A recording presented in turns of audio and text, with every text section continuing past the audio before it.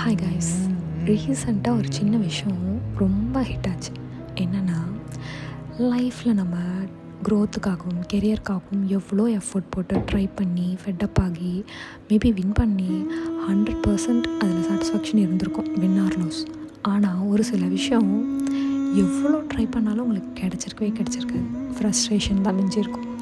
அந்த மாதிரி விஷயத்த கொஞ்சம் தூரமாக வச்சு பாருங்கள்.